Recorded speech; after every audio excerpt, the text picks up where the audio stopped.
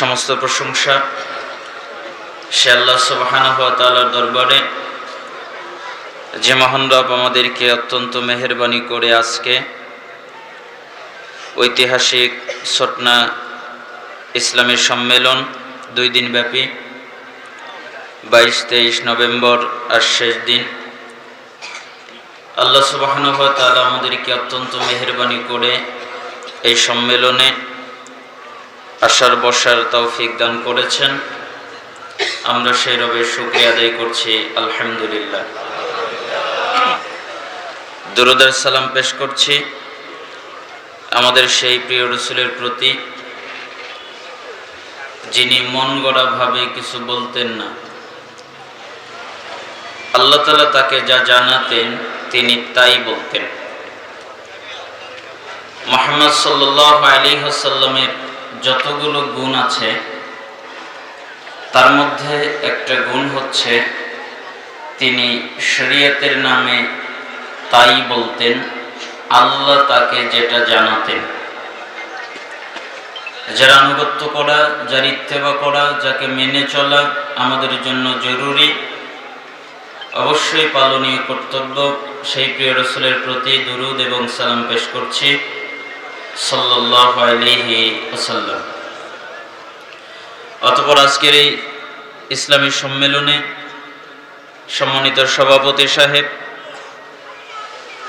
এবং এই সম্মেলনের সাথে আরো যারা জড়িয়ে আছেন এবং আপনারা যারা কষ্ট করে বিভিন্ন জায়গা থেকে কোরআন এবং সুন্নাহ থেকে আলোচনা শোনার জন্য এসেছেন, বসেছেন, আমি আপনাদের প্রত্যেকের জন্য দোয়া করছি, আল্লাহ সুবহানাহু ওয়া তাআলা আপনাদের উপরে শান্তি নাজিল করুন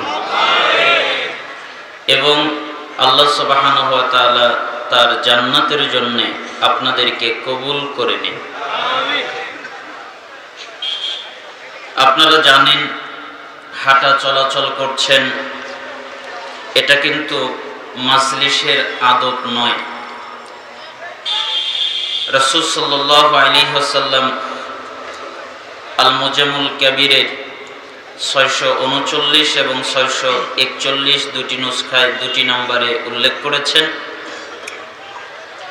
যারা দ্বীনি বৈঠকে যায়, যেখানে কোরআন থেকে আলোচনা করা হয়, হাদিস থেকে আলোচনা করা হয়, আল্লাহর কথা বলা হয়, রাসূলের কথা বলা হয়, এমন জায়গায় কেউ যদি যায়, অতঃপর যদি তারা বসে এবং মনোযোগ দিয়ে আলোচনা শোনে, মনোযোগ মানে বাদাম খায় না, বুট খায় না, কালাই খায় না, চা খায় না, পানি খায় না, কারোর সাথে কথা বলে না, নড়াচড়া করে না, হাঁটা চলাচল করে না, ওঠা বসা করে না, মনোযোগ দিয়ে তারা জ্ঞান অর্জন করে এবং তারা শেষ পর্যন্ত থাকে। রাসূল সাল্লাল্লাহু আলাইহি ওয়াসাল্লাম বলেন, আল্লাহ তাআলা বলেছেন, কাদ গফারাল্লাহু লাকুম যুনুবাকুম, তাহলে তারা অতীত জীবনের যত পাপ করেছে আল্লাহ তাআলা তা মাফ করে দেন। অবুদ্দিলাত সাইয়্যাতিকুম হাসানাত, এবং তাদের পাপগুলোকে, অপরাধগুলোকে নেকিতে পরিণত করে দেওয়া হয়।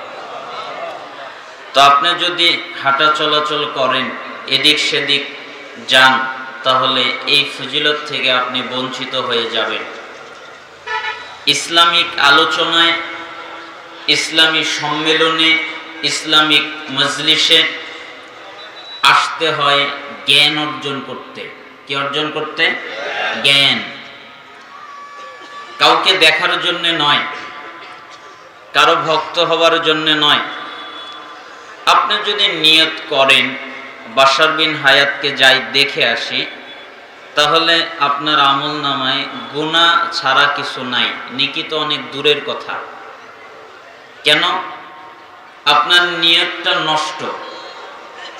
রাসূল সাল্লাল্লাহু আলাইহি ওয়াসাল্লাম বলেছেন, মান খারাজা ফি তালাবিল ইলম ফাহুয়া ফি সাবিলিল্লাহ হাত্তা ইয়ারজিআ। মিশকাতের 220 নম্বর হাদিস। যেই ব্যক্তি জ্ঞান অর্জন করার জন্য, ইলম অর্জন করার জন্য বাড়ি থেকে বের হয়, বাড়ি থেকে বের হয় কেন?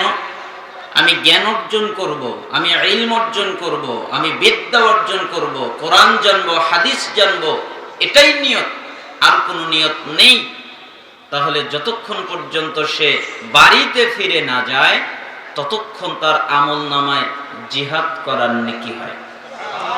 অর্থাৎ আপনি যদি আল্লাহর পথে জিহাদ করতেন, আল্লাহর পথে যুদ্ধ করতেন, যে নেকিটা পেতেন বাড়ি থেকে জ্ঞান অর্জন করার নিয়ত করে আসার কারণে আল্লাহ ওই নেকিটাই আপনাকে দান করবেন। এজন্য আপনারা ধৈর্য সহকারে বসেন, মনোযোগ দিয়ে আলোচনা শোনেন। আমার আলোচনার বিষয় কিয়ামতের পূর্বের ফিতনা। কিয়ামতের পূর্বে অনেকগুলো ফিতনা ফাসাদ দেখা দিবে, অনেক জটিল কঠিন কঠিন ফিতনা কিয়ামতের পূর্বে আসবে। হুযায়ফা রাদিয়াল্লাহু আনহু তিনি বলেন, একদিন রাসূলুল্লাহ সাল্লাল্লাহু আলাইহি ওয়াসাল্লাম আমাদের মাঝে দাঁড়ালেন, আমাদের মাঝে দাঁড়িয়ে কিয়ামত পর্যন্ত যা কিছু হবে সব কিছু বর্ণনা করলেন, যে এটা ঘটবে, এটা ঘটবে, এটা হবে, সেটা হবে, এভাবে বললেন। যার মনে রাখার সে মনে রাখলো, যার ভুলে যাওয়ার সে ভুলে গেল। কেউ ওই বিষয়গুলোকে স্মরণ রাখতে পারল, কেউ ওই বিষয়গুলোকে ভুলে গেল। আমার যারা সঙ্গী সাথী আছে তারা জানে যে তার মধ্যে এমন কিছু আছে যা আমিও ভুলে গেছি, কিন্তু সেটা যদি আবার সংগঠিত হতে দেখি আবার আমার মনে পড়ে যায়। যেমন একটা লোক দূরে চলে গেলে মানুষ তার চেহারা ভুলে যায়, আবার তাকে দেখতে পেলে মানুষ তাকে স্মরণ করে নেয়, তাকে দেখার কারণে স্মরণে এসে যায় যে আমি তো লোকটাকে চিনি, কিন্তু দূরে যাওয়ার কারণে ভুলে যায়। ঠিক আমি হুযায়ফা, কিয়ামতের পূর্বে যতগুলো ফিতনা হবে এগুলো আল্লাহর নবী বলেছেন, আমি শুনেছি কিন্তু আমি ভুলে গেছি। ওই ফিতনা যদি আবার ঘটে আমি দেখলে আমার মনে পড়ে যায়।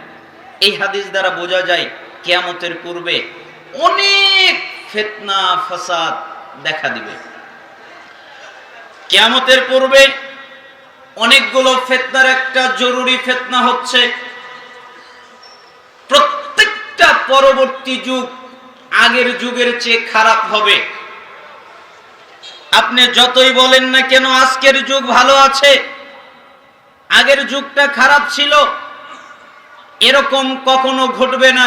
প্রত্যেকটা যুগ পরবর্তী যুগ তার চেয়ে আরো খারাপ হবে, জঘন্য হবে, নোংরা হবে। দিন যতদিন গড়াবে, দিন যতদিন যাবে, ঠিক তত মানুষ অধঃপতনের দিকে অগ্রসর হবে, ভালোর দিকে তারা দেখতে পারবে না। এজন্যই অনেকদিন আগে আমাকে একজন বলেছিল এখন দেশ ভালোভাবে চলবে, দেশের অবস্থা এখন সুন্দর হবে। আমি বলেছিলাম কখনো নয়, আল্লাহর নবী বলেছেন প্রত্যেকটা পরবর্তী যুগ খারাপ হবে। এখন একরকম দেখছেন, কদিন গেলে আপনি বুঝতে পারবেন পরিস্থিতি খারাপ হয় কিভাবে। এখন বোঝা যাবে না, পরবর্তীতে বোঝা যাবে। হাজ্জাজ বিন ইউসুফের যেই নির্যাতন এবং যেই জুলুম তিনি যে করেছিলেন সাহাবীদের উপরে, সাহাবীরা আনাস ইবনে মালিক রাদিয়াল্লাহু আনহুর কাছে এসে বললেন, আমাদের উপরে হাজ্জাজ ইবনে ইউসুফ জুলুম করে, অত্যাচার করে, নির্যাতন করে, আপনি কি আমাদেরকে তাদের বিরুদ্ধে বিদ্রোহ করার অথবা তার বিরুদ্ধে কিছু বলার অথবা তার বিরুদ্ধে কোনো কথা বলার অথবা তার বিরুদ্ধে প্রতিরোধ করার অথবা তার বিরুদ্ধে জিহাদ করার আপনি কি অনুমতি আমাদেরকে দেবেন? আনাস ইবনে মালিক রাদিয়াল্লাহু আনহু একটা কথা বললেন, ইসবিরু, তোমরা ধৈর্য ধারণ করো, তোমরা সবর করো, তোমরা ধৈর্য ধরো। প্রত্যেকটা পরবর্তী যুগ এই যুগের চেয়ে খারাপ হবে, এ কথা তোমার নবী বলেছেন, যতদিন পর্যন্ত আল্লাহর সাথে সাক্ষাৎ না হবে। অতএব আল্লাহর সাথে সাক্ষাৎ হওয়ার আগ পর্যন্ত যুগ খারাপ হতেই থাকবে। এখন যেরকম আছে 10 বছর পরে আরো খারাপ হবে, তার 10 বছর পরে আরো খারাপ হবে, তার 10 বছর পরে আরো খারাপ হবে। দিন যত যাবে তত পৃথিবী খারাপের দিকে অগ্রসর হতে থাকবে, কিয়ামতের দিকে অগ্রসর হতে থাকবে। তাই প্রত্যেকটা পরবর্তী যুগ খারাপ হতে থাকবে। কিয়ামতের পূর্বের একটা জরুরি ফিতনা হচ্ছে নবী মুহাম্মদ সাল্লাল্লাহু আলাইহি ওয়াসাল্লাম যে ইসলাম রেখে গেছেন ওই ইসলাম পাওয়া যাবে না। আপনি ওই ইসলাম কোনো জায়গায় পাবেন না। মুহাম্মদ সাল্লাল্লাহু আলাইহি ওয়াসাল্লাম যে ঈমান রেখে গেছেন ওই ঈমান আপনি পাবেন না। মুহাম্মদ সাল্লাল্লাহু আলাইহি ওয়াসাল্লাম যে সালাত রেখে গেছেন ওই সালাত আপনি পাবেন না। মুহাম্মদ সাল্লাল্লাহু আলাইহি ওয়াসাল্লাম যে যাকাত রেখে গেছেন ওই যাকাত ব্যবস্থা আপনি পাবেন না। যে সিয়াম রেখে গেছেন ওই সিয়াম আপনি পাবেন না। যে হজ রেখে গেছেন ওই হজ আপনি পাবেন না। যত ইবাদত তিনি রেখে গেছেন এগুলো পাবেন না। কেন? মুহাম্মদ সাল্লাল্লাহু আলাইহি ওয়াসাল্লামের রেখে যাওয়া ইসলাম থাকবে না। এটা হচ্ছে কিয়ামতের পূর্বের একটা ফিতনা। উম্মে আবু দারদা রাদিয়াল্লাহু আনহু তিনি বলেন, দাখালা আলাইয়া আবু দারদা ওয়া হুয়া মুগদাবুন। একদিন আবু দারদা রাদিয়াল্লাহু আনহু রাগান্বিত অবস্থায় ঘরে প্রবেশ করলেন। ঘরে যখন প্রবেশ করলেন তখন তার অনেক রাগ, এত রাগ তাকে কখনো দেখা যায়নি। তার মুখে অনেক রাগ, রেগে গেছেন। তিনি ওই অবস্থায় ঘরে প্রবেশ করলেন। যখন তিনি ঘরে প্রবেশ করলেন তখন উম্মে দারদা জিজ্ঞেস করলেন, কি ব্যাপার? মা আগদাবাক, কি হয়েছে আপনার? আপনি রাগ করেছেন কেন? তখন তিনি বললেন, আল্লাহি, আল্লাহর কসম, মা আরিফু মিন উম্মতি মুহাম্মাদিন সাল্লাল্লাহু আলাইহি ওয়াসাল্লাম শাইআ ইল্লা আন্নাহুম ইউসাল্লুনা জামিআ। শোনো, জামাতে নামাজ আদায় করা সারা, জামাতে সালাত আদায় করা সারা, জামাতে নামাজ হয় এটা সারা আমি মুহাম্মদ সাল্লাল্লাহু আলাইহি সাল্লামের দ্বীনের কোনো কিছুই সমাজে দেখতে পাচ্ছি না, তাই আমি রেগে গেছি। বুখারীর 650 নম্বরে হাদিসটা এসেছে। তার মানে জামাতে মানুষ নামাজ আদায় করে, জামাতে মানুষ সালাত আদায় করে। এই জামাতটা পাওয়া যায়, জামাতের সাথে সালাত আদায় করে এইটা পাওয়া যায়, এইটা দেখা যায়। কিন্তু এইটা ছাড়া অন্য আমল দেখা যায় না, পাওয়া যায় না। শুধু জামাতে নামাজটাই পাওয়া যায়। একই কথা আনাস ইবনে মালিক রাদিয়াল্লাহু আনহু তিনি বলেন, রাসূল সাল্লাল্লাহু আলাইহি ওয়াসাল্লামকে মা আরাফু শাইআ মিম্মা কুননা আলাইহি আলা আহদিন নবী সাল্লাল্লাহু আলাইহি ওয়াসাল্লাম।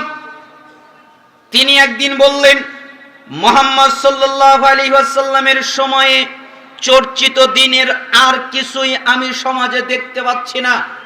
মুহাম্মদ সাল্লাল্লাহু আলাইহি ওয়াসাল্লামের সময়ে যেই দিন ছিল, যে ইবাদত ছিল, যে আমল ছিল, যে আখলাক ছিল, যে চরিত্র ছিল, আমি ওইটা সমাজে এখন আর দেখতে পাচ্ছি না। তখন একজন সাহাবী জিজ্ঞেস করলেন, ফাকুলতু, আমরা জিজ্ঞেস করলাম, আইনা সালাহ, সালাত তো নিশ্চয়ই আছে, সালাত তো পাওয়া যায়। তখন তিনি বললেন, আওয়ালাম তাসনাউ ফি সালাতিকুম মা ক্বাদ আলিমতুম। শোনো, নামাজের মধ্যে, সালাতের মধ্যে কি অলসতা তৈরি করেছে, কি অবহেলা তৈরি করেছে তা কি তোমরা দেখতে পারো না? ওরা সালাত আদায় করে অলসতা সহকারে, ওরা সালাত আদায় করে অবহেলা করে। ওদের সালাতের মধ্যে অলসতা আছে, ওদের সালাতের মধ্যে অবহেলা আছে। এই কারণে ওদের সালাত আছে, ওদের জামাত আছে, কিন্তু পরিষ্কার স্বচ্ছ সালাত ওদের মধ্যে নাই। ঠিক না? আপনি মসজিদে যান, মসজিদে তদন্ত নেন, মসজিদের লোকদেরকে খেয়াল করেন, তাদেরকে লক্ষ্য করেন, দেখবেন একটা মানুষ যখন সালাত আদায় করে তখন খুব তাড়াহুড়া করে, কিন্তু আরেকজন যদি তার নামাজ পড়াটা দেখে তখন সে নামাজকে অনেক সুন্দর করে আদায় করে, অনেক সুন্দরভাবে সালাত আদায় করে। কিন্তু একাকী যখন পড়ে অথবা যে কোনো ভাবে পড়ে তখন সে অবহেলার সাথে, অলসতার সাথে সালাত আদায় করে। এই হাদিস বর্ণিত হয়েছে উসমান রাদিয়াল্লাহু আনহুর খেলাফতের পরে, যখন মুসলমানদের ভিতরে দ্বন্দ্ব লেগে গেল, মারামারি লেগে গেল, তখন এই তিরমিজি 2447 নম্বর হাদিস বর্ণিত হয়েছে। ওই দিন আনাস ইবনে মালিক রাদিয়াল্লাহু আনহু বলেছেন, মুহাম্মদ সাল্লাল্লাহু আলাইহি সাল্লামের সময়ে চর্চিত দিনের কিছু আমি এখন আর সমাজে দেখতে পাচ্ছি না, এখন পাওয়া যাচ্ছে না, এখন দেখা যাচ্ছে না।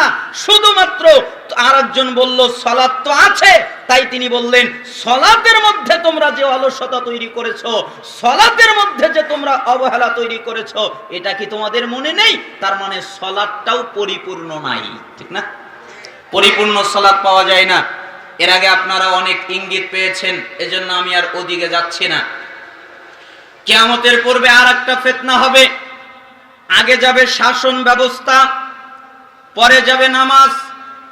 আবু উমামা আল বাহিলি রাদিয়াল্লাহু আনহু তিনি বলেন, রাসূলুল্লাহ সাল্লাল্লাহু আলাইহি ওয়াসাল্লাম বলেছেন, ইসলামের রশি একটার পরে একটা ছিঁড়ে যাবে। ইসলামের যতগুলো রশি আছে সবগুলো ছিঁড়ে যাবে। যখন একটা রশি ছিঁড়ে যাবে, তখন আরেকটা রশি ছিঁড়ে যাবে। একটা একটা করে রশি ছিঁড়ে যেতে যেতে সবগুলো যখন ছিঁড়ে যাওয়ার উপক্রম হবে, তখন একটা ছিঁড়ে গেলে মানুষ তার পরেরটা ধরে থাকার চেষ্টা করবে। পরেরটা ধরে থাকি, তখন তিনি বললেন ফাআওয়ালুহুন্না নাকদাল হুকমু, সর্বপ্রথম যে রশিটা ছিঁড়ে যাবে সেটা হলো শাসন ব্যবস্থার রশি। এই সমাজের মধ্যে তোমরা সত্যিকারের শাসন ব্যবস্থা পাবে না, অরিজিনাল শাসন ব্যবস্থা পাবে না, প্রকৃত শাসন ব্যবস্থা পাবে না। কেন? শাসন ব্যবস্থার মধ্যে দুর্নীতি ঢুকবে, শাসন ব্যবস্থার মধ্যে মিথ্যাচার ঢুকবে, শাসন ব্যবস্থার মধ্যে কুফরি ঢুকবে, শাসন ব্যবস্থার মধ্যে শিরিক ঢুকবে। এই জন্যই তো শাসন ব্যবস্থায় কত কিছু করে, তারা কত রাজনীতি করে, তারা কত তন্ত্র পালন করে, তারা সমাজে কত কিছু করে বেড়ায়, কিন্তু তাদের সাহস হয় না সমাজ থেকে যেইগুলোর মাধ্যমে মানুষ ঈমান হারায় ওই মাজারগুলো ভেঙে দেওয়ার সাহস তাদের হয় না, ঠিক না? তাদের অনেক সাহস হয়। এজন্য আল্লাহর নবী বললেন শাসন ব্যবস্থা চলে যাবে, শাসন ব্যবস্থা থাকবে না। ওয়াকিরুহুন্নাস সালাহ, এরপরে যেটা চলে যাবে ওটা হলো নামাজ। তোমরা নামাজ পাবে না, নামাজ চলে যাবে। এখন যদি আমরা আমাদের সমাজের দিকে তাকাই তাহলে দেখব অধিকাংশ মানুষ, বেশিরভাগ মানুষ, অধিকাংশ মানুষ, বেশিরভাগ মানুষ তারা নামাজ আদায় করে না, তাই না? সালাত আদায় করে না। বেশিরভাগ মানুষ তারা সালাত ত্যাগ করে, আর অল্প সংখ্যক মানুষ তারা নামাজ আদায় করে। মুসনাদে আহমদের 2214 নম্বর হাদিস এটা। এই হাদিস দ্বারা বোঝা গেল শাসন ব্যবস্থার রশি ছিঁড়ে যাবে, শাসন ব্যবস্থা ভালো থাকবে না, শাসন ব্যবস্থা নষ্ট হয়ে যাবে। আমি শুধু আপনাদেরকে ইঙ্গিত দিয়ে যাচ্ছি। আরেকটা জিনিস শেষে নষ্ট হয়ে যাবে, সেটা নামাজ নষ্ট হয়ে যাবে, নামাজ থাকবে না। আমরা যদি আমাদের সমাজের দিকে তাকাই তাহলে দেখব আমাদের সমাজে সালাত আদায়কারী লোকের সংখ্যা বেশি নয়। আর এই লোকদের আকীদা এমন, শুধুমাত্র আমরা মানুষ নয়, কিছু আলেম তারা বলছে যে সালাত আদায় না করলেও তারা মুসলিম। কেন? তারা তো অস্বীকার করে নাই, তাই না? অস্বীকার তো করে নাই, স্বীকার তো করেছে যে নামাজ পড়া লাগবে, এই জন্য তারা মুসলমান, তাদেরকে কাফের বলা যাবে না। আমার প্রশ্ন হলো, আল্লাহর নবী কোন হাদিসে বলেছেন যারা সালাত অস্বীকার করবে তারা কাফের? অথবা আল্লাহর নবীর সাহাবীরা কোন বাক্যে বলেছেন যারা সালাত অস্বীকার করবে তারা কাফের? অথবা সাহাবীদের পরবর্তী প্রজন্ম তাবিঈরা তারা কোন বাক্যে বলেছেন যারা সালাত অস্বীকার করবে তারা কাফের? আল্লাহ বলেননি, আল্লাহর নবী বলেননি, আল্লাহর নবীর সাহাবী বলেননি, তাবিঈরা বলেননি, মুজতাহিদ ইমামগণ বলেননি। তারা প্রত্যেকেই বলেছেন যারা সালাত ত্যাগ করবে, যারা সালাত আদায় করবে না, যারা সালাত পড়বে না, তারা হলো কাফের। যারা সালাত পড়বে না তারা কি? সূরা তাওবার 5 নম্বর আয়াত আল্লাহ তাআলা বলেছেন যারা সালাত আদায় করে ওরা তোমাদের দ্বীনী ভাই। সূরা তাওবার 11 নম্বর আয়াত আল্লাহ তাআলা একই কথা বলেছেন। আমার 21টা হাদিস মুখস্থ আছে এ ব্যাপারে, সময়ের ব্যবধানে আমি আপনাকে 4টা অনুবাদ করে শোনাচ্ছি।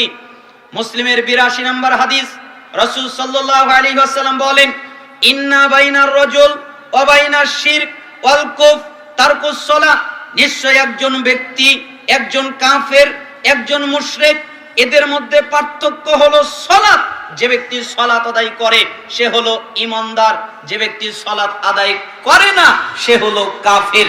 এটা মুসলিমের 82 নম্বর হাদিস, তিরমিজি 2618 নম্বর হাদিস। বাইনাল কুফরি ওয়াল ঈমান তারকুস সালাহ, নিশ্চয় একজন ঈমানদার আর একজন কাফের, এদের মধ্যে পার্থক্য হলো নামাজ সালাত। যারা সালাত আদায় করে তারা ঈমানদার, যারা সালাত আদায় করে না তারা কাফের।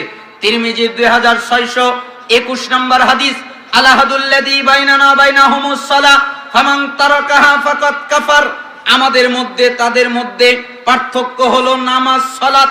আমরা যারা ঈমানদার তারা সালাত আদায় করি, তারা যারা কাফের তারা সালাত আদায় করে না। ইবনে মাজাহ 1080 নম্বর হাদিস, লাইসা বাইনাল আবদি ওয়াশ শিরকি ইল্লা তারকুস সালাহ ফাইজা তারাকাহা ফাকাদ আশরাক। নিশ্চয় একজন ব্যক্তি, একজন মুশরিক, একজন কাফের, এদের মধ্যে পার্থক্য নামাজ, পার্থক্য সালাত। যারা সালাত আদায় করে তারা ঈমানদার, যারা সালাত আদায় করে না, যেই ব্যক্তি সালাত ত্যাগ করলো, যে ব্যক্তি সালাত ছেড়ে দিল, ওই ব্যক্তি শিরিক করলো। তার মানে সালাত আদায় না করাটাও এক প্রকারের শিরিক। সালাত আদায় না করাটা কি? শিরিক। এটাকে আল্লাহর নবী সাল্লাল্লাহু আলাইহি সাল্লাম শিরিক বলে উল্লেখ করলেন। তার মানে বোঝা যায় হাদিসের দ্বারা যারা সালাত আদায় করে না, যারা নামাজ পড়ে না, ওরা মুসলমান নয়। পরবর্তী প্রজন্মের কাছে যদি আমরা ফিরে যাই, আবু দারদা রাদিয়াল্লাহু আনহু তিনি বলেন, মান তারাকাস সালাহ ফালা দীন লাহু। যারা সালাত আদায় করে না তাদের দিন নাই, তাদের ধর্ম নাই, তাদের কোনো জীবন ব্যবস্থা নাই। আলী রাদিয়াল্লাহু আনহু বলেন, মাল্লাম ইউসাল্লি ফাহুয়া কাফিরুন। যারা সালাত আদায় করে না ওরা হলো কাফের। আবু দারদা রাদিয়াল্লাহু আনহু তিনি বলেন, লা ঈমানা লিমান লা সালাতা লাহু। ওই ব্যক্তির ঈমান নেই যেই ব্যক্তি সালাত আদায় করে না। ওমর ইবনুল খাত্তাব রাদিয়াল্লাহু আনহু বলেন, লা হাজ্জা ফিল ইসলাম লিমান তারাকাস সালাহ। ওই ব্যক্তির ইসলামে কোনো জায়গা নেই যেই ব্যক্তি সালাত আদায় করে না, যেই ব্যক্তি নামাজ পড়ে না, ওই ব্যক্তির ইসলামে কোনো জায়গা নেই। রাসূলের ফতোয়া দ্বারা, সাহাবীদের ফতোয়া দ্বারা পরবর্তী প্রজন্ম তাবি আব্দুল্লাহ বিন শাকিক তিনি ইজমা বর্ণনা করে বলেন, কানা আসহাবু মুহাম্মদ সাল্লাল্লাহু আলাইহি ওয়াসাল্লাম লা ইয়ারাউনা শাইআম মিনাল আমাল তারকুহু কুফরুন গায়রাস সালাহ। সাহাবীরা আমলের মধ্যে কোনো আমল ছেড়ে দেওয়াকে কুফরি মনে করতেন না, একমাত্র সালাত ছাড়া। কেউ যদি সালাত ছেড়ে দিত তাহলে সাহাবীরা তাদেরকে কাফের মনে করত।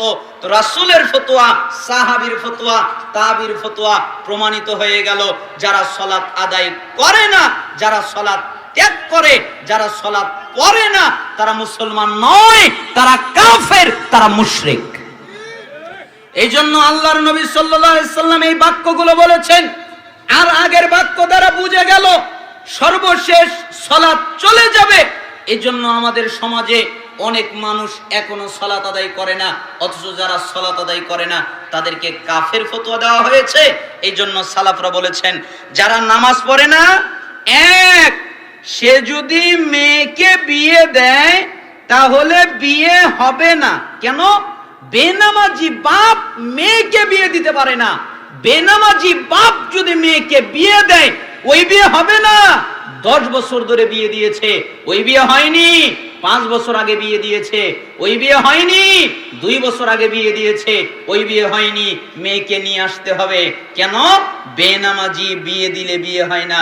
2, বেনামাজি যদি সালাত আদায় না করে, একটা ছেলে যদি সালাত আদায় না করে, নামাজ আদায় না করে, তার সাথে মেয়েকে বিয়ে দেওয়া যাবে না।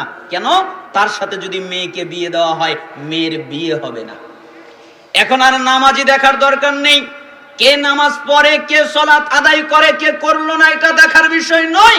এখন খালি দেখে কার চাকরির বেতন কত বেশি, কে সরকারি চাকরি করে, আর কে কত বেশি ঘুষ খায়, তাই না?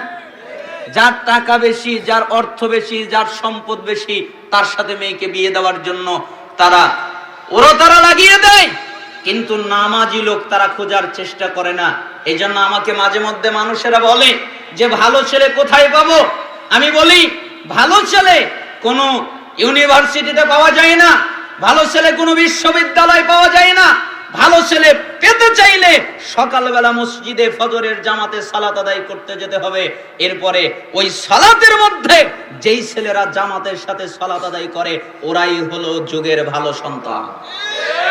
যদি বিয়ে দিতে হয় ওদের সাথে মেয়েকে বিয়ে দেন, ওরা হয়তো আপনার মেয়েকে এক ওয়াক্ত না খেয়ে রাখতে পারে, অথবা ঠিক মতো কাপড় চোপড় দিতে পারে না, এটা ঘটতে পারে।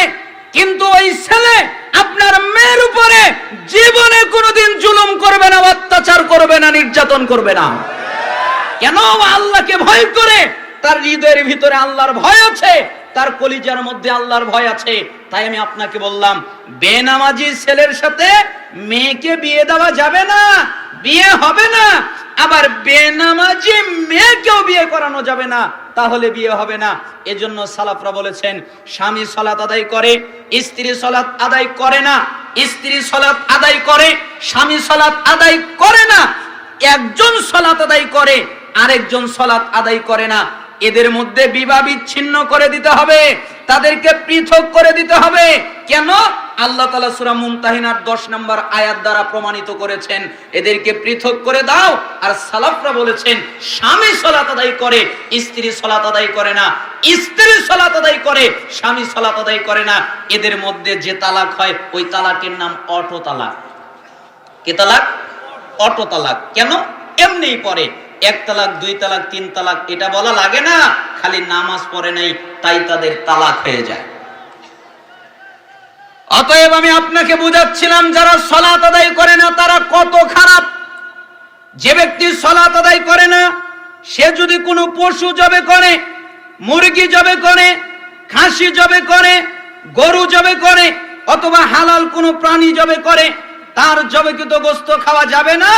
আপনি বাজারে গিয়েছেন, মুরগি কিনেছেন, ওই দোকানদার ছেলে আপনার মুরগিটা জবে করে দিয়েছে, আপনি একবারও তদন্ত করলেন না।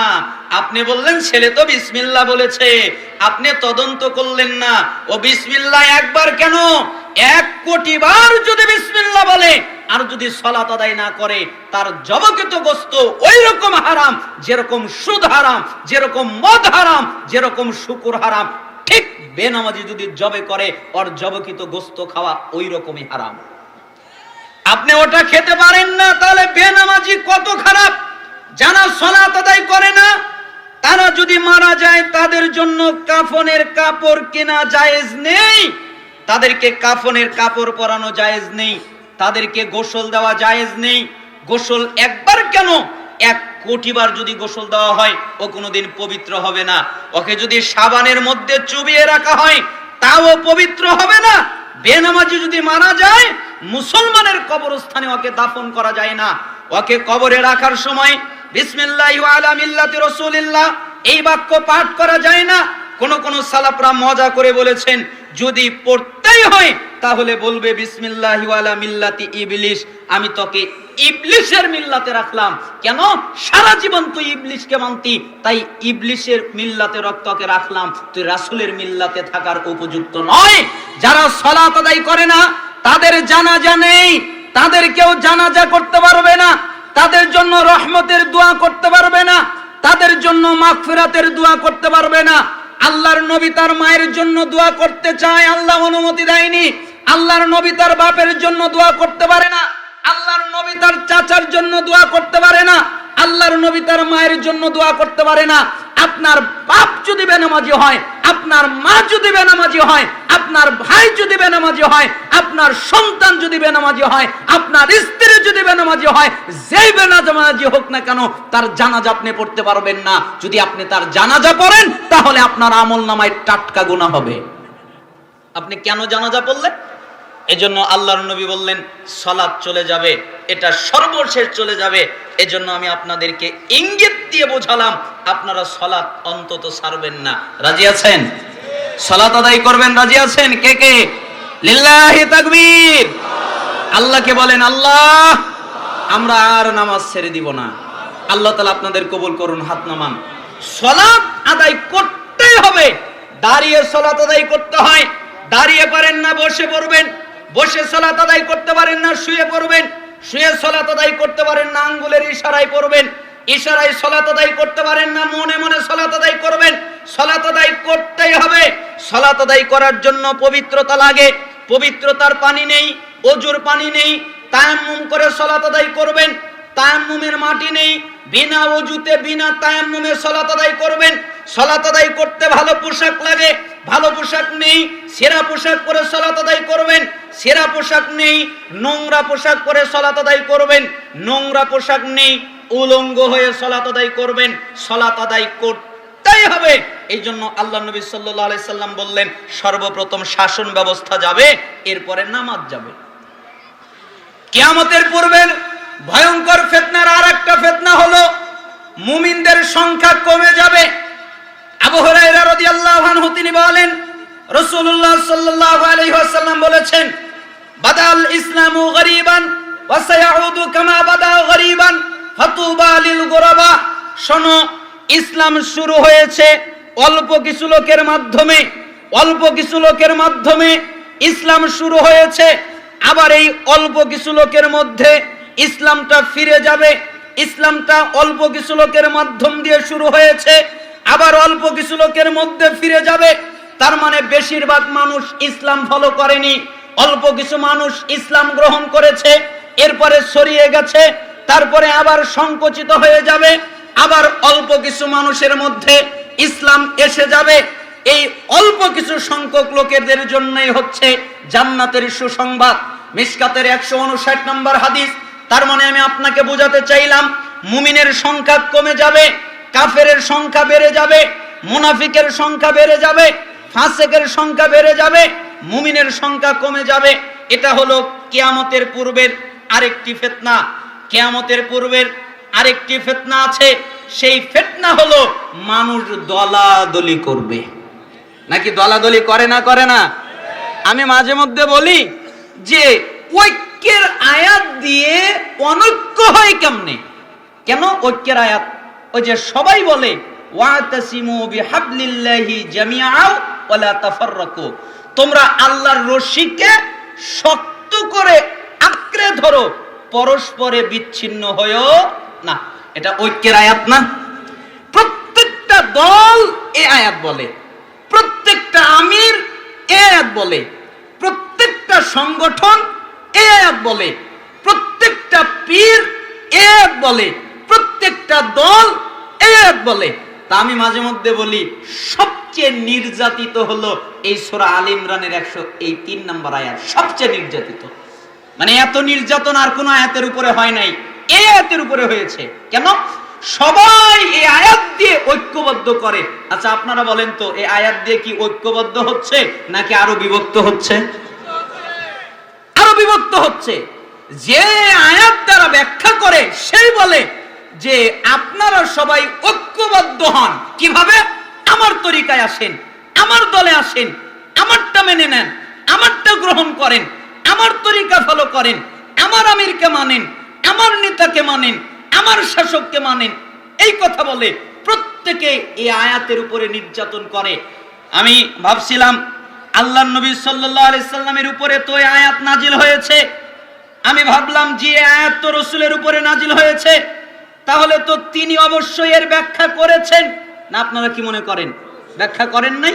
তাহলে তার ব্যাখ্যাটার প্রয়োজন, তিনি কি ব্যাখ্যা করলেন তাহলে ওইটা জানি, তাহলেই তো আমাদের অনৈক্য শেষ হয়ে যায়।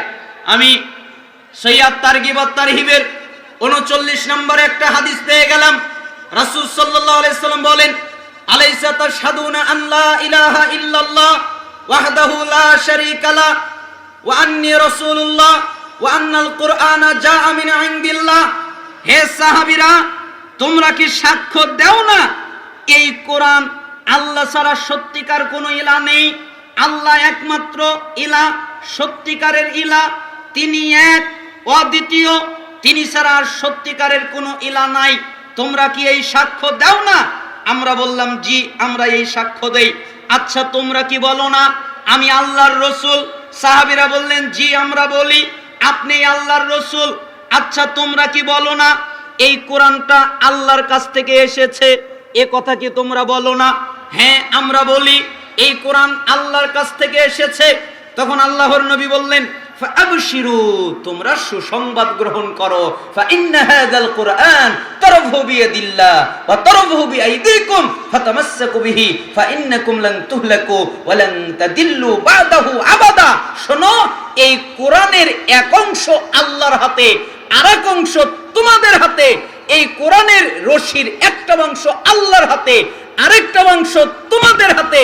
তোমরা যদি এই কোরআনকে আঁকড়ে ধরো, কখনোই গোমরা হবে না, কখনোই পথভ্রষ্ট হবে না। বলেন তো আল্লাহর নবী কি আঁকড়ে ধরতে বলেছেন?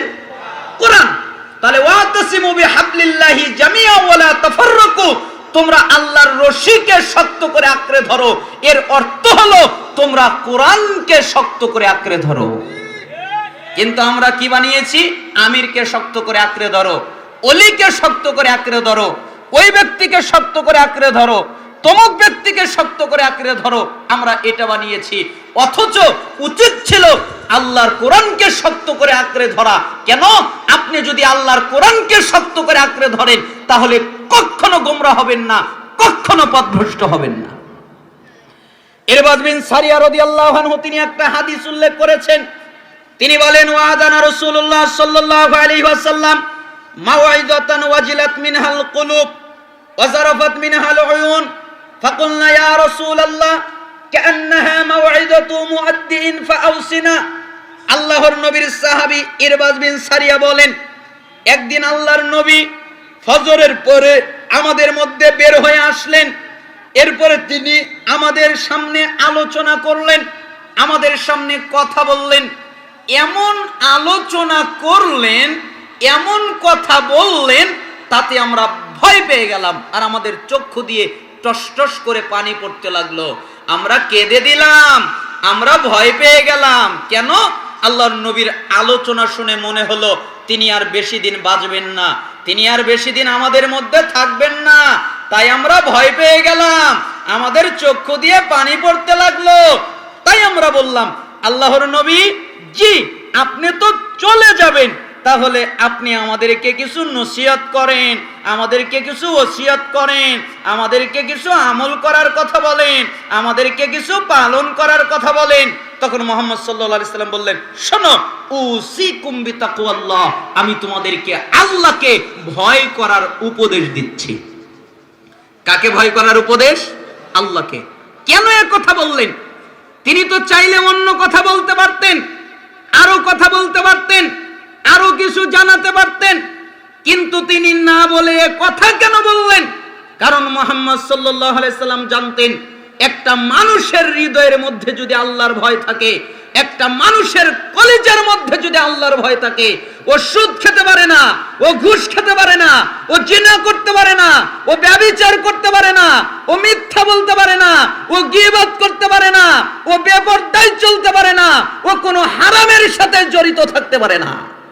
কেন? ওর হৃদয়ের মধ্যে আল্লাহর ভয় আছে। তাই আল্লাহর ভয়ের উপদেশ দিলেন, আমি তোমাকে আল্লাহকে ভয় করার উপদেশ দিচ্ছি, আল্লাহকে ভয় করো। ওয়াইন তাআম্মারা আলাইকুম আবদুন ওয়া ইন্নাহু মান ইয়াইশ মিনকুম বাদি, আর শুনে রাখো, ওয়াসসামাই ওয়াত তাআ, আর তোমরা যারা বেঁচে থাকবে শুনে রাখো, তোমরা নেতার কথা শুনবে, তারপরে মানবে। উল্টা করো না। নেতা বলেছে ওর মাথা ফাটাও, তুমি গিয়ে ওর মাথা ফাটালে। নেতা বলেছে ওকে মারধর করো, তুমি গিয়ে ওকে মারধর করলে। নেতা বলেছে এটা করো, তুমি গিয়ে এটা করলে। নেতা বলেছে সেটা করো, তুমি গিয়ে সেটা করলে। হুজুর বলেছে এটা করো, তুমি গিয়ে ওটা করলে না। আগে নেতার কথা শুনবে, হুজুরের কথা শুনবে, আমিরের কথা শুনবে, শাসকের কথা শুনবে, নেতার কথা শুনবে। যদি দেখো কথা সত্য, কথা সঠিক, তারপরে মানবে। আর যদি দেখো কথা ব্যাঠিক, তাহলে মানার দরকার নেই। ওয়াইন তাআম্মারা আলাইকুম আবদুন, একজন কৃতদাস যদি তোমাদের নেতৃত্ব দেয়, তাহলেও তোমরা তার কথা শুনবে, তারপরে মানবে।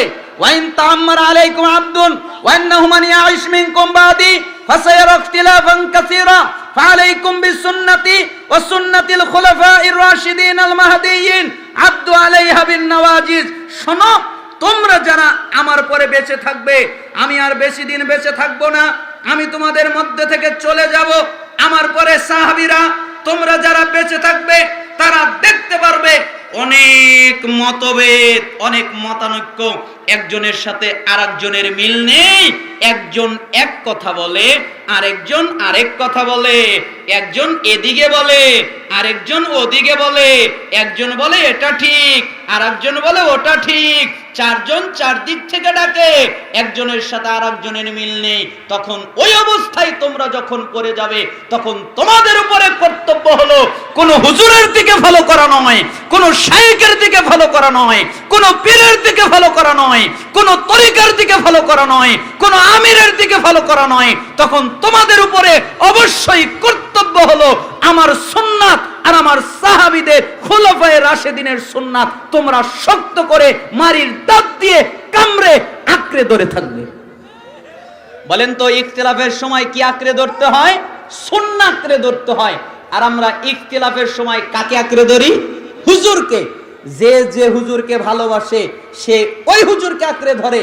অথচ মুহাম্মদ সাল্লাল্লাহু আলাইহি সাল্লাম বললেন আমার সুন্নাতকে আঁকড়ে ধরবে, আর আমার খোলাফায়ে রাশিদিন যেই সুন্নাত রেখে গেছেন ওটাকে আঁকড়ে ধরবে।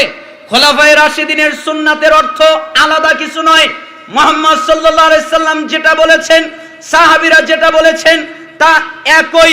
অতএব তোমরা তাকে আঁকড়ে ধরবে, আর দিনের মধ্যে নতুন কিছুর আবিষ্কার করবা না, নতুন কিছু তৈরি করবা না, নতুন কিছু সৃষ্টি করবা না। ইবাদতের নামে নতুন কিছুর আবিষ্কার করা, নতুন কিছুর সৃষ্টি করা, তোমার প্রয়োজন হলে দুনিয়াবি কিছু তৈরি করো। দুনিয়াবি কিছু তৈরি করাতে কোনো অসুবিধা নেই, কোনো দোষ নেই। তবে ইবাদত মনে করে নতুন কোনো ইবাদত তৈরি করবা না। কেন? দিন কমপ্লিট, পরিপূর্ণ হয়ে গেছে, নতুন কোন ইবাদত তৈরি করার সুযোগ নেই। অতএব দিনের মধ্যে নতুন কিছু আবিষ্কার করব না। কেন? দিনের মধ্যে নতুন যা আবিষ্কার হবে ওটাই বিদআত, আর প্রত্যেক বিদআত গোমরাহি, আর প্রত্যেক গোমরাহির পরিণাম হলো জাহান্নাম। ঠিক না? আবু দাউদের 4607 নম্বর হাদিস এটা, তিরমিজি 2676 নম্বর হাদিস এটা, ইবনে মাজার 43 নম্বর হাদিস এটা, ইবনে হিব্বানের 5 নম্বর হাদিস এটা, সহিহ তারগিব ওয়াত তারহিবের 37 নম্বর হাদিস এটা। হাদিসের সনদ সহিহ। আমি আপনাকে বুঝাতে চাইলাম কিয়ামতের পূর্বে একটা ফিতনা হবে, দলাদলির ফিতনা। মানুষ দলাদলি করবে, একদল আরেক দলের বিরুদ্ধে লেগে যাবে। অতএব আমি আপনাকে অনুরোধ করছি, আপনি সুন্নাতের উপরে, সুন্নাতকে যথেষ্ট মনে করেন, সুন্নাতকেই আপনার জীবনের একমাত্র লক্ষ্য মনে করে নেন। আল্লাহ সুবহানাহু ওয়া তাআলা আমাদের সুন্নাতের উপরে অটল থাকার তৌফিক দান করুন। কিয়ামতের পূর্বে আরো অনেকগুলো ফিতনা দেখা দিবে। কিয়ামতের পূর্বে একটা ফিতনা দেখা দেবে। হুযায়ফা রাদিয়াল্লাহু আনহু থেকে বর্ণিত আরেক বর্ণনায়, মিশকাতের 5369 নম্বর হাদিস, সাওবান রাদিয়াল্লাহু আনহু বলেন কিয়ামতের পূর্বে একটা ফিতনা দেখা দেবে। সেই ফিতনা হলো একমাত্র মুসলিমরা ছাড়া যত তরিকা আছে, যত দল আছে, যত পদ্ধতি আছে, যত তরিকার লোকেরা আছে, তারা সবাই ঐক্যবদ্ধ হয়ে যাবে। মুসলমানরা থাকবে একা, ইহুদি, খ্রিস্টান, হিন্দু, বৌদ্ধ, নাসারা, গ্রিক, আরো যত ধর্মের লোকেরা আছে তারা সবাই ঐক্যবদ্ধ হয়ে যাবে, তারা সবাই একজোট হয়ে যাবে। কার বিরুদ্ধে? মুসলমানদের বিরুদ্ধে। সাওবান রাদিয়াল্লাহু আনহু বলেন রাসূল সাল্লাল্লাহু আলাইহি ওয়াসাল্লাম বলেছেন ইসলাম বিদ্বেষী লোকেরা তারা ঐক্যবদ্ধ হবে। যেরকম তোমরা মানুষকে দাওয়াত দাও, এরপরে দস্তরখানার দিকে সবাই ঐক্যবদ্ধ হয়ে যায়, খাবার খাওয়ার জন্য একজোট হয়ে যায়, ঠিক পৃথিবীর সমস্ত মানুষ তোমাদের মুসলিমদের বিরুদ্ধে ঐক্যজোট হয়ে যাবে, ঐক্যবদ্ধ হয়ে যাবে। তখন সাহাবী বলেন, আমরা জিজ্ঞেস করলাম ইয়া রাসূলুল্লাহ, আমরা কি তখন সংখ্যায় কম হব? আমরা সংখ্যায় কমে যাব? আমরা অল্প হব? এই কারণে কি অবস্থা এমন হবে? মুহাম্মদ সাল্লাল্লাহু আলাইহি সাল্লাম বললেন, শোনো, তখন তোমরা সংখ্যায় অল্প হবে না, তখন তোমরা সংখ্যায় কম হবে না, তখন তোমাদের সংখ্যা অনেক হবে, তোমাদের সংখ্যা বেশি হবে, কিন্তু তোমাদের অবস্থা হবে স্রোতে ভেসে যাওয়া আবর্জনার মতো। যেরকম আবর্জনা স্রোতে ভেসে যায়, তার কোনো শক্তি নেই, তার কোনো ক্ষমতা নেই। তোমাদের অবস্থা তাই হবে। কেন? আল্লাহ তোমাদের কলিজার মধ্যে ওহন ঢুকিয়ে দিবেন। ওহন কি? হুব্বুদ দুনিয়া ওয়া কারাহিয়াতুল মাউত, দুনিয়ার প্রতি ভালোবাসা, মৃত্যুকে অপছন্দ করা।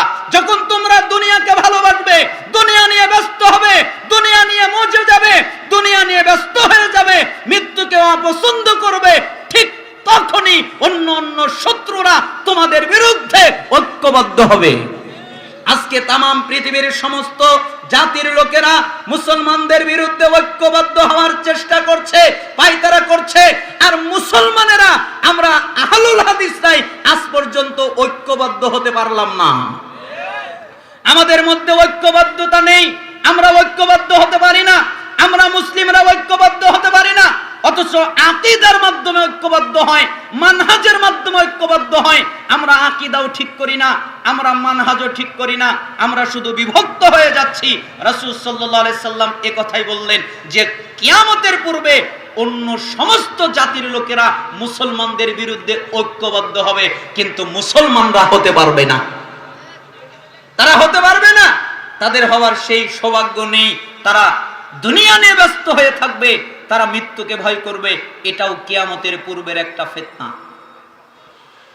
কিয়ামতের পূর্বের আরেকটা ফিতনা রাসূল সাল্লাল্লাহু আলাইহি ওয়াসাল্লাম বলেছেন, বাদিরু বিল আমালি ফিতানান কাকিতাইল লাইলিল মুজলিম, ইসবিহু রাজুলু মুমিনা ওয়া ইউমসি কাফিরা, আও ইউমসি মুমিনা ওয়া ইসবিহু কাফিরা, ইয়াবিউ দীনাহু বিআরাদিন মিনাদ দুনিয়া।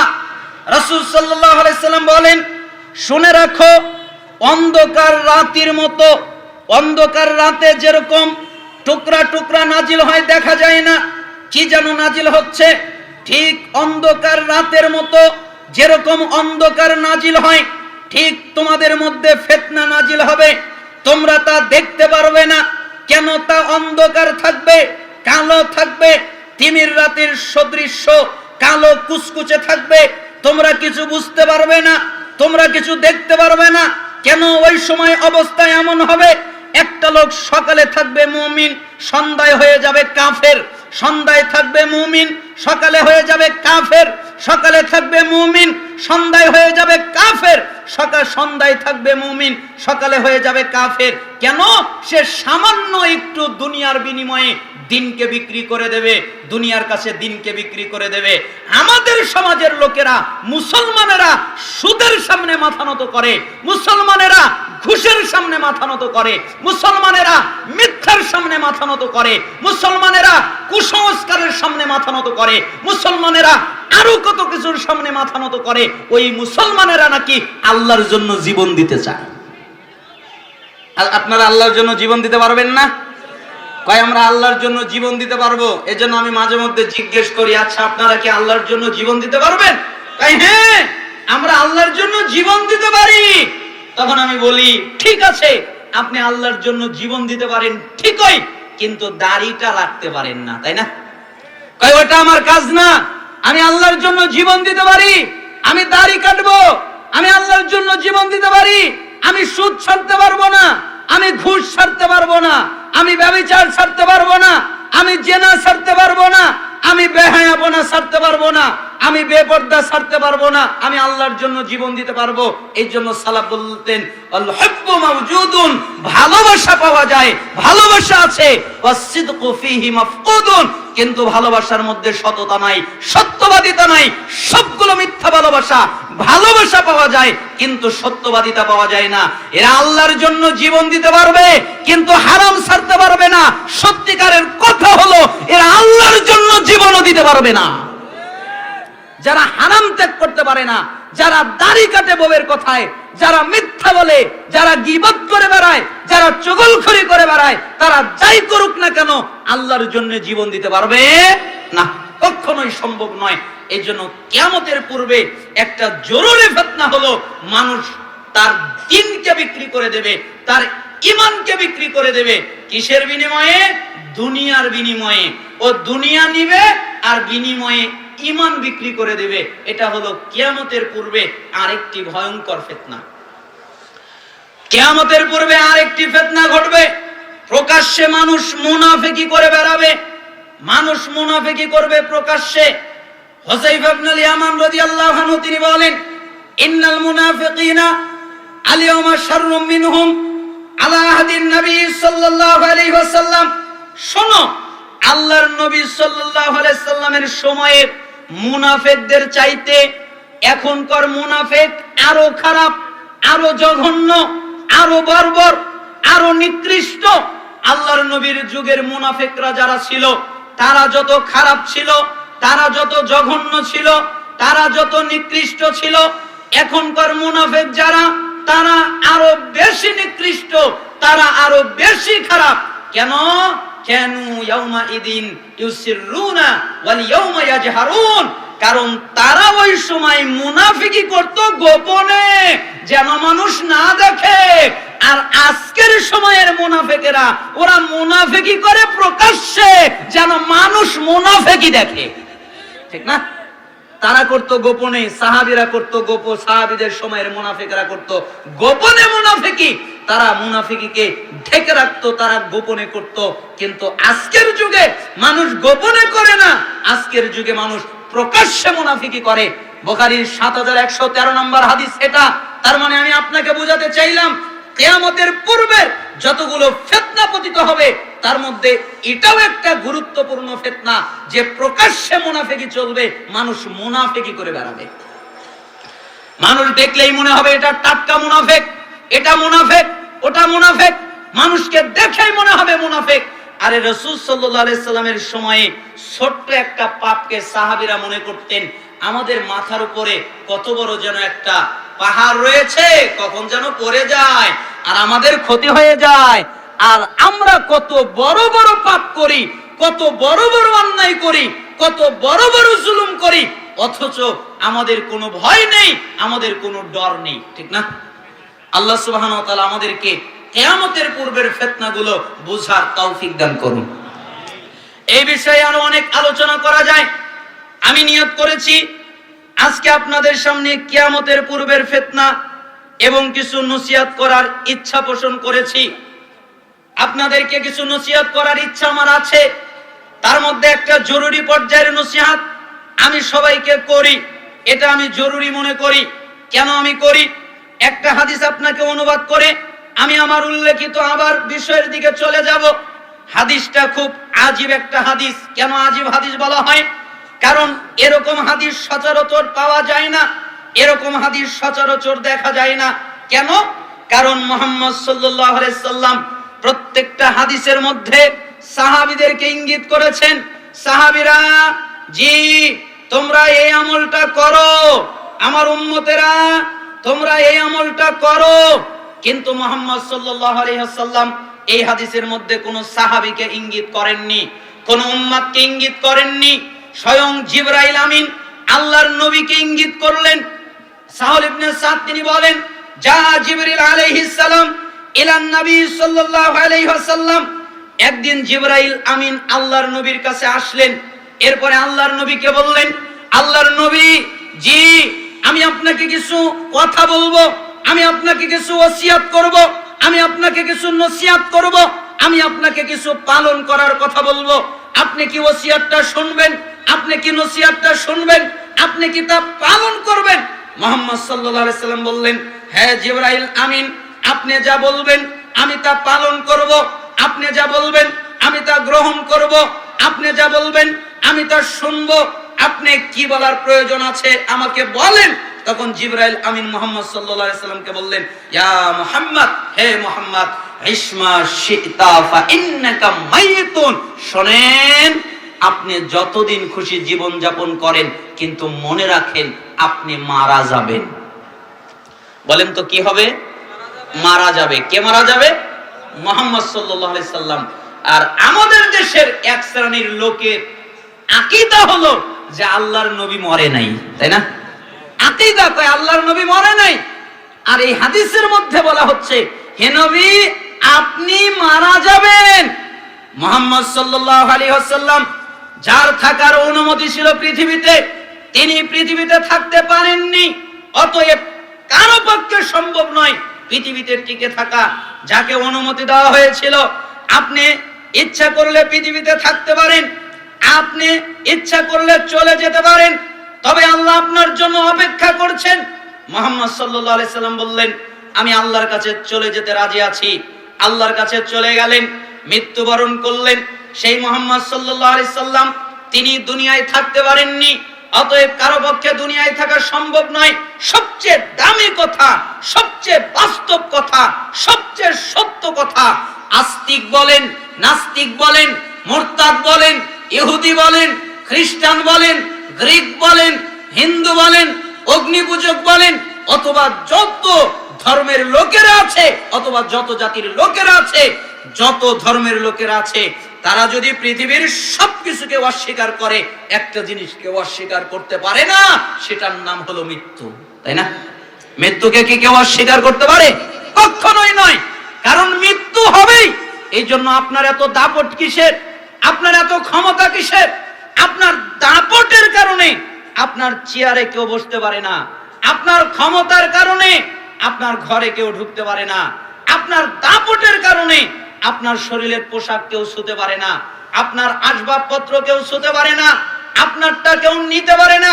কিন্তু আপনি মনে রাখেন, আজকে যদি মারা যান, তাহলে আপনি যদি রাতের বেলা ঘুমিয়ে যান, যদি ঘুম থেকে জেগে ওঠেন, তাহলে আপনি সকাল পাবেন। আর যদি ঘুম থেকে জেগে না ওঠেন, তাহলে আপনি পরকালে চলে যাবেন। ঘুম ভাঙলে সকাল, ঘুম না ভাঙলে পরকাল। আপনার কিসের দাপট? যেদিন আপনি মৃত্যুবরণ করবেন, যেদিন আপনি মারা যাবেন, ওই দিন আপনাকে টেনে আপনার ঘর থেকে বের করে দেওয়া হবে। আপনি একবারের জন্য বলতে পারবেন না, আমার ঘর থেকে আমাকে টেনে বের করে কে, এ কথা বলার ক্ষমতা থাকবে না। আপনার আসবাবপত্র অন্যরা দখল করে নেবে, আপনার ক্ষমতা থাকবে না। আপনার গায়ে যে পোশাকটা রয়েছে, এই পোশাকটা খুলে ফেলা হবে, আপনি বলতে পারবেন না আমার পোশাক খুলে ফেলে কে, এ কথা বলার ক্ষমতা আপনার থাকবে না। আপনাকে কাপড় দিয়ে ঘিরে নেওয়া হবে, পানি দিয়ে গোসল দেওয়া হবে, আপনি বলতে পারবেন না পানিটা গরম হয়ে গেছে, আর একটু পানি ঠান্ডা হলে ভালো হতো, এ কথা বলার ক্ষমতা আপনার থাকবে না। আপনার জানাজার সালাত আদায় করার জন্য নিয়ে যাওয়া হবে, পরিস্থিতি উল্টে গেছে। মানুষ মরলে আপনি তাদের জানাজার সালাত আদায় করতেন, আজকে পরিস্থিতি উল্টে গেছে, মানুষজন আপনার জানাজার সালাত আদায় করার জন্য এসেছে, আপনি কিছু বলতে পারবেন না। আপনাকে কবরস্থানে নিয়ে যাবে, আপনাকে দাফন করা হবে, আপনি একবারের জন্য বলতে পারবেন না আহ আহ আহ, আজকে শেষবারের মতো দুনিয়ার আসমানটা দেখে নেই, আর তো কোনোদিন দুনিয়ার আসমান দেখতে পারবো না, এ কথা আপনি বলতে পারবেন না। আপনার ক্ষমতা থাকবে না, আপনার ক্ষমতা নষ্ট হয়ে যাবে, হারিয়ে যাবে, এই কথা বলার ক্ষমতা আপনার থাকবে না, অধিকার আপনার থাকবে না। আপনি বলতে পারবেন না দুনিয়ার আসমানটা দেখে নেই। কেন? আপনি মৃত্যুবরণ করেছেন, আপনার কোনো ক্ষমতা নেই। এই জন্য জিবরাইল আমিন নবীকে বললেন, আল্লাহর নবী যতদিন খুশি জীবন যাপন করেন, কিন্তু মনে রাখেন আপনি মৃত্যুবরণ করবেন। ইয়া মুহাম্মদ, হে মুহাম্মদ, ওয়াহাবিব মান আহবাবতা ফাইন্নাকা মাফারিকুহু, আপনি যার সাথে খুশি বন্ধুত্ব করেন, কোনো নিষেধাজ্ঞা নেই, আপনি যার তার সাথে বন্ধুত্ব করতে পারেন, কোনো অসুবিধা নেই, কোনো নিষেধাজ্ঞা নেই। কিন্তু মনে রাখেন, আপনি যেদিন মারা যাবেন, আপনি যেদিন মৃত্যুবরণ করবেন, আপনার যেদিন মরণ হবে, ওই দিন আপনাকে কবরে একা যেতে হবে, কেউ আপনার সাথে যাবে না, আপনার কোনো বন্ধু আপনার সাথে যাবে না, আপনিও আপনার বন্ধুর সাথে যাবেন না। ঠিক না? আচ্ছা জোরে বলেন ঠিক কিনা? আপনার বন্ধু আপনার সাথে কবরে যাবে, আপনি আপনার বন্ধুর সাথে কবরে যাবেন। সবচেয়ে দামি নিঃস্বার্থ ভালোবাসা পৃথিবীতে যদি কেউ বাসে, তাহলে সে হলো মা। মায়ের মতো নিঃস্বার্থ ভালোবাসা কেউ বাসে না। আপনি অসুস্থ হয়ে পড়ে রয়েছেন, আপনার মা আপনার শিওরে দাঁড়িয়ে আছে, আর আল্লাহর কাছে দোয়া করছে, আর বলছে, আল্লাহ তুমি আমার সন্তানটাকে সুস্থ করে দাও, বিনিময়ে তুমি এই রোগটা আমাকে দাও, আমার সন্তানকে সুস্থ করে দাও, এ কথা মা বলছে। কিন্তু আপনি যদি মারা যান, ওই মাও আপনার সাথে কবরে যাবে না। এর জন্য সালাফরা বলতেন, তোমরা যদি কাউকে সঙ্গী বানাও, কাউকে যদি বন্ধু বানাও, তাহলে একটা জিনিসকে তোমাদের সঙ্গী বানাও, একটা জিনিসকে বন্ধু বানাও, সেটা হলো নেক আমল। বলেন তো সেটা কি আমল? নেক আমল, সৎ আমল। কারণ কোন কিছুই যদি আপনার সাথে কবরে না যায়, আপনার সঙ্গী না হয়, একমাত্র নেক আমল, সৎ আমল আপনার সঙ্গী হবে। তাই মুহাম্মদ সাল্লাল্লাহু আলাইহি সাল্লামকে বললেন, আল্লাহর নবী জি, আপনি যার সাথে খুশি বন্ধুত্ব করেন, কিন্তু মনে রাখেন আপনি যেদিন মারা যাবেন ওই দিন আপনাকে একাকী কবরে যেতে হবে। আপনিও একা যাবেন আর আপনার বন্ধুরাও একা যাবে। কেউ কাউকে নিয়ে যেতে পারবে না, টাকা পয়সা নিতে পারবেন না, ধন সম্পদ নিতে পারবেন না, কোনো ব্যক্তিকে নিতে পারবেন না, একাই যেতে হবে। ইয়া মুহাম্মদ, হে মুহাম্মদ, ওয়ামাল মা শিতা ফাইন্নাকা মাজজিয়ুন বিহি। মাজজিয়ুন মুজজান দুটাই পড়া যায়। আল্লাহর নবী, আপনার যা মনে চায় তাই করেন, যেই কাজ করার ইচ্ছা ওই কাজটাই করেন, যেটা করার ইচ্ছা ওটাই করেন, যেই কাজ করার ইচ্ছা ওই কাজটাই করেন। কিন্তু মনে রাখেন আপনাকে আল্লাহর সামনে দাঁড়াতে হবে, আপনি আল্লাহর সামনে দণ্ডায়মান হবেন, আপনাকে প্রতিফল দেওয়া হবে। বলেন তো কাকে বলছেন? মুহাম্মদ সাল্লাল্লাহু আলাইহি সাল্লামকে। কে বলছেন? জিবরাইল আমিন। জিবরাইল আমিন বলছেন আপনাকে আল্লাহর সামনে দাঁড়াতে হবে। তো মুহাম্মদ সাল্লাল্লাহু আলাইহি সাল্লাম যিনি মাসুম, যিনি নিষ্পাপ, যার গুনাহ নেই, সে যদি আল্লাহর সামনে দাঁড়ায় তাহলে আপনার আর আমার অবস্থা কি হবে? আমরা বুঝি না। কেন বুঝি না? বুঝতে পারি না। হাদিস আমরা কতদিন শুনে থেকেছি, কতবার শুনলাম। আব্দুল্লাহ ইবনে মাসউদ রাদিয়াল্লাহু আনহু তিনি বলেছেন, লা তাজলু কদম ইবনে আদম ইয়াউমাল কিয়ামা হাত্তা ইসালান 50। কিয়ামতের দিন আদম সন্তান তার পা নড়াতে পারবে না যতক্ষণ পর্যন্ত 5টা প্রশ্নের উত্তর না দিবে। আন উমরিহি ফিমা আফনাহু ওয়া আন শাবাবিহি ফিমা আবলাহু ওয়া আন মালিহি মিন আইনা ইকতাসাবাহু ওয়া ফিমা আনফাকাহু ওয়া মাযা আমিলা ফিমা আলিমা। রাসূল সাল্লাল্লাহু আলাইহি সাল্লাম বলেন, কিয়ামতের দিন তাকে জিজ্ঞেস করা হবে, আমি তোমাকে বয়স দিয়েছিলাম 50 বছর দিয়েছিলাম, 70 বছর দিয়েছিলাম, 60 বছর দিয়েছিলাম, তুমি তোমার এই বয়সকে কোন কাজে ব্যয় করেছো এটা আমাকে বুঝিয়ে দাও। 2, আমি তোমার বয়সের মধ্যে যৌবনকাল দিয়েছিলাম, তোমার যৌবনকাল জিনা করার জন্য আমি তোমাকে দেই নেই, আমার ইবাদত করার জন্য, আমার দাসত্ব করার জন্য, আমার বন্দেগী করার জন্য আমি তোমাকে যৌবন দিয়েছিলাম। তুমি যৌবন দিয়ে কি করেছো? হে যুবক ভাইরা, ওই দিন জবাব কি হবে? আজকে দুনিয়ার মেয়েদের পিছনে, উলঙ্গ মেয়েদের পিছনে আপনি ঘুরে বেড়াচ্ছেন, হে বোন আপনার কি হবে? আজকে এই দুনিয়ার ফাতরা ছেলেদের পিছনে আপনি ঘুরে বেড়াচ্ছেন আর বলছেন ভালোবাসাবাসি করছি। জি না, আপনাদের মধ্যে ভালোবাসা হতে পারে না। একটা ছেলে আর মেয়ের মধ্যে কোনোদিন ভালোবাসা হয় না, একটা ছেলে মেয়ের মধ্যে জিনা হয়। কি হয়? জিনা। ওটা জিনা করছে, জিনা করে বেড়াচ্ছে, তাহলে তাকে যৌবন বুঝিয়ে দিতে হবে। আমি তোমাকে যৌবন কাল দিয়েছিলাম, কোন পথে ব্যয় করেছো তা বুঝাও। 3, আমি তোমাকে সম্পত্তি দিয়েছিলাম, তুমি সম্পত্তি কিভাবে উপার্জন করেছো, কিভাবে আয় করেছো, হালাল পথে ইনকাম করেছো নাকি হারাম পথে ইনকাম করেছো, এটা আমাকে বুঝাও। এই সম্পত্তি পাওয়ার পরে কোন পথে এই সম্পত্তি ব্যয় করেছো, হালাল পথে ব্যয় করেছো নাকি হারাম পথে ব্যয় করেছো, এটা আমাকে বুঝাও। এরপরে আমি তোমাকে জ্ঞান দিয়েছিলাম, তুমি জানতে সুদ হারাম, তাহলে কি সুদ ত্যাগ করেছিলে? তুমি জানতে ঘুষ হারাম, তাহলে কি ঘুষ ত্যাগ করেছিলে? তুমি জানতে জিনা হারাম, তাহলে কি জিনা ত্যাগ করেছিলে? তুমি জানতে ব্যভিচার হারাম, তাহলে কি ব্যভিচার ত্যাগ করেছিলে? তুমি জানতে আরো যত পাপ হারাম, ওগুলো কি ত্যাগ করেছিলে? এলেম অনুযায়ী আমল করেছিলে কিনা বুঝাও। 5টা জিনিস বুঝিয়ে দিতে হবে। 1, পুরো বয়স বুঝিয়ে দিতে হবে। 2, পুরো যৌবনকাল বুঝিয়ে দিতে হবে। 3, পুরো সম্পত্তির আয় বুঝিয়ে দিতে হবে। 4, পুরো সম্পত্তির ব্যয় বুঝিয়ে দিতে হবে। 5, ইলম অনুযায়ী কি আমল করেছে এটা বুঝিয়ে দিতে হবে। যতক্ষণ পর্যন্ত বুঝাতে না পারবে ততক্ষণ পর্যন্ত আল্লাহ নড়তে দিবে না। ইচ্ছা করলে হাত নড়াতে পারবে না, ইচ্ছা করলে মাথা নড়াতে পারবে না, ইচ্ছা করলে বডি নড়াতে পারবে না, ইচ্ছা করলে কোনো অঙ্গ প্রত্যঙ্গ নড়াতে পারবে না। নড়ার অনুমতি নেই। আগে প্রশ্নের উত্তর হবে, তারপরে নড়ার অনুমতি দেওয়া হবে। তো বলেন আপনার আর আমার অবস্থা কি হবে? সাহাবীরা আল্লাহকে কত ভয় করতেন। মাইজ বিন মালিকের এই বক্তব্যটা শুনে আমি মাঝে মধ্যে আশ্চর্য হয়ে যাই। তিনি নিজের জীবন দিয়ে গেলেন দুনিয়ায়, তবু আল্লাহর সামনে দাঁড়াতে কত ভয় পেয়েছিলেন।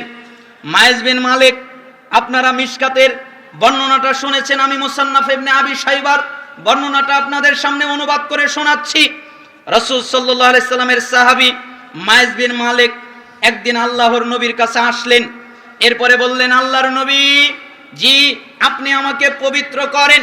মুহাম্মদ সাল্লাল্লাহু আলাইহি সাল্লাম বললেন, আল্লাহর কাছে মাফ চাও, আল্লাহর কাছে ক্ষমা চাও, আল্লাহ তোমাকে মাফ করে দিবে, আল্লাহ তোমাকে ক্ষমা করে দিবে, যাও চলে যাও।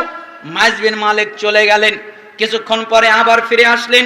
আল্লাহর নবী, জি আপনি আমাকে পবিত্র করেন, তুমি কি আমার কথা বুঝতে পারো না? আল্লাহর কাছে মাফ চাও, আল্লাহর কাছে ক্ষমা চাও, আল্লাহ মাফ করবে, ক্ষমা করবে। মাইজ বিন মালিক চলে গেলেন। কিছুক্ষণ পরে আবার ফিরে আসলেন। আল্লাহর নবী, জি আপনি আমাকে পবিত্র করেন না, তুমি কি আমার কথা বুঝতে পারো না? আল্লাহর কাছে মাফ চাও, আল্লাহর কাছে ক্ষমা চাও, আল্লাহ মাফ করে দিবে, আল্লাহ ক্ষমা করে দিবে। চলে গেলেন। চতুর্থবার আবার আসলেন। আল্লাহর নবী, জি আপনি আমাকে পবিত্র করেন। এবার মুহাম্মদ সাল্লাল্লাহু আলাইহি সাল্লাম রেগে গেলেন। রেগে গিয়ে সাহাবীদেরকে বললেন, সাহাবীরা, জি মায়েস কি পাগল নাকি? আমার কথা বোঝে না? আমি ওকে বলছি আল্লাহর কাছে মাফ চাও, আমাকে বলে পবিত্র করেন।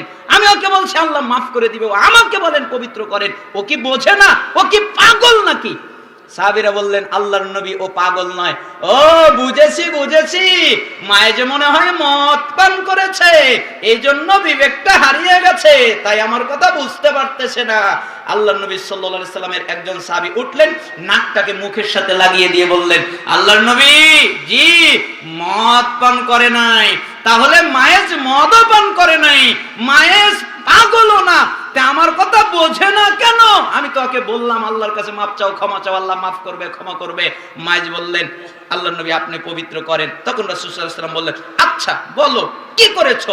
মাইজ বিন মালিক তখন বললেন, আল্লাহর নবী মানুষ যেটা বৈধভাবে করে আমি ওটা অবৈধভাবে করেছি, আমি জিনা করেছি। রাসূল সাল্লাল্লাহু আলাইহি ওয়াসাল্লাম এ বাক্য বললেন। মিশকাতে এই শব্দটা নেই, মুসান্নাফ ইবনে আবি শাইবায় অতিরিক্ত এই শব্দটা এসেছে। ইস, কতই না ভালো হতো আমাকে যদি না জানাতে। আমি তোমাকে বললাম আল্লাহর কাছে মাফ চাও, ক্ষমা চাও, তুমি না করে আমাকে জানিয়ে ফেললে, কতই না ভালো হতো আমাকে যদি না জানাতে। জানা হয়ে গেছে, এখন বিচার হবে। মায়েস, এ সাহাবীরা, জি মায়েস বিন মালিককে মাটিতে গাড়ো, পাথর মেরে মেরে তাকে রক্তাক্ত করে মেরে ফেলে দাও, তাকে হত্যা করে ফেলে দাও। মায়েস বিন মালিক মৃত্যুবরণ করতে রাজি ছিলেন। তিনি দুনিয়া থেকে চলে গেলেন। রক্ত লেগে সাহাবীদের গায়ে লেগে গেল, তাই সাহাবীরা অভিশাপ করা শুরু করলেন। তখন রাসূল সাল্লাল্লাহু আলাইহি সাল্লাম সাহাবীদেরকে বললেন, সাহাবীরা, জি এই মায়েস বিন মালিক যেই তওবা করেছে, এই তওবা तमाम পৃথিবীর সমস্ত মানুষের মধ্যে যদি বন্টন করে দেওয়া হয়, পৃথিবীর মানুষের তওবা লাগবে না, মায়েজের এক তওবা দিয়ে পৃথিবীর মানুষ মুক্তি পেয়ে যাবে। তুমি কি মনে করেছো এটা মায়েজের তওবা? মায়েজ আল্লাহর সামনে দাঁড়াতে ভয় পেত। আমি জিনা করেছি, আল্লাহর সামনে কিভাবে দাঁড়াবো? আমি পাপ করেছি, আল্লাহর সামনে কিভাবে দাঁড়াবো? অতএব আমার দুনিয়ায় বিচার হয়ে যাক, যেন আল্লাহর সামনে আমাকে দাঁড়াতে না হয়, এটা মায়েজের ভয়।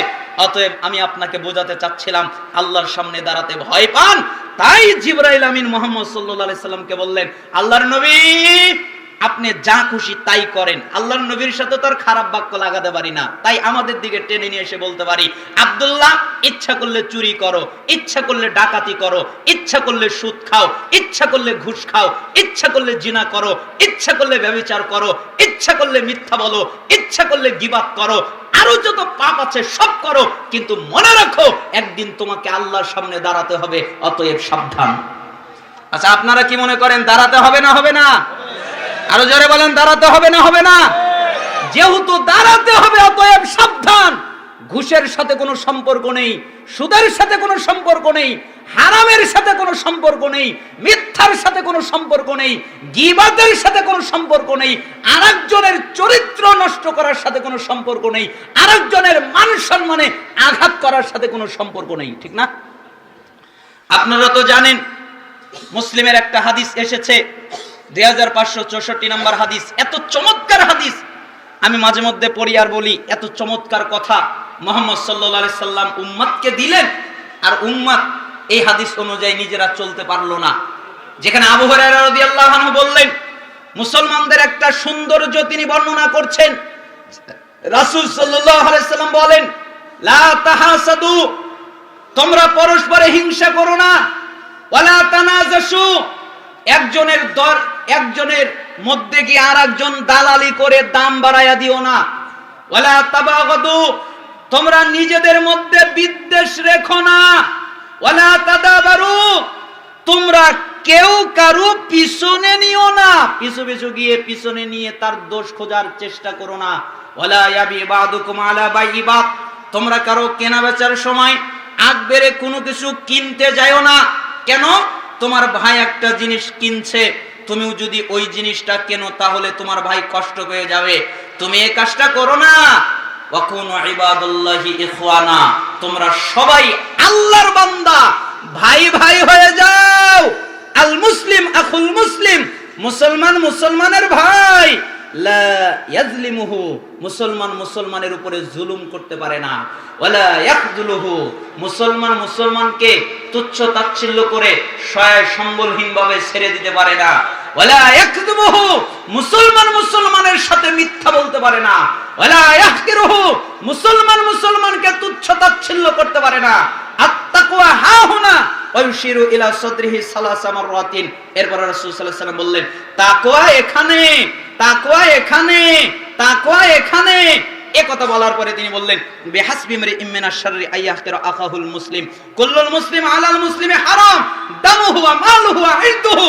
প্রত্যেক মুসলমানের উপরে আরেক মুসলমানের, একটা মুসলমানের খারাপ হওয়ার জন্য এতটুকু যথেষ্ট, সে আরেকজন মুসলমানকে তুচ্ছ করে, তাচ্ছিল্য করে, লাঞ্ছিত করে, অপমানিত করে, এই মুসলমান খারাপ। প্রত্যেক মুসলমানের উপরে আরেক মুসলমানের জন্য হারাম। মুসলমান মুসলমানের রক্ত বের করতে পারে না, মুসলমান মুসলমানের সম্পত্তি মেরে দিতে পারে না, মুসলমান মুসলমানের সম্মান নষ্ট করতে পারে না। তার মানে আমি আপনাকে বোঝাচ্ছিলাম, আপনি এই পাপ করতে পারেন না। কেন? আপনাকে আল্লাহর সামনে দাঁড়াতে হবে, ঠিক না? অতএব জিবরাইল আমিন এরপরে বললেন, আল্লাহর নবী উপদেশ এখনো শেষ হয় নাই। শরফুল মুমিন কিয়ামুল লাইল, আপনি কি জানেন মুমিনের সম্মান কি? মুমিনের সম্মান হলো রাতে সালাত আদায় করা। যারা রাতে সালাত আদায় করে তাদের সম্মান আছে। ওয়া ইজ্জুহু ইস্তিগনাউহু আনিন নাস, এবং তার ইজ্জত হলো মানুষের কাছে না চাওয়ার মধ্যে। আমি এখানেই রেখে দিচ্ছি। 5টা কথা বললেন। 1, আপনি যতদিন খুশি জীবন যাপন করেন, কিন্তু মনে রাখেন আপনি মৃত্যুবরণ করবেন। 2, আপনি যার সাথে খুশি বন্ধুত্ব করেন, কিন্তু মনে রাখেন আপনি তাকে ছেড়ে চলে যাবেন। 3, আপনি যা খুশি কাজ করেন, কিন্তু মনে রাখেন আপনাকে আল্লাহর সামনে দাঁড়াতে হবে। 4, আপনি যদি সম্মান চান তাহলে রাতে কিয়াম করবেন, সালাত আদায় করবেন। 5, আপনি যদি ইজ্জত চান তাহলে মানুষের কাছে কিছু না চেয়ে আল্লাহর কাছে চাইবেন।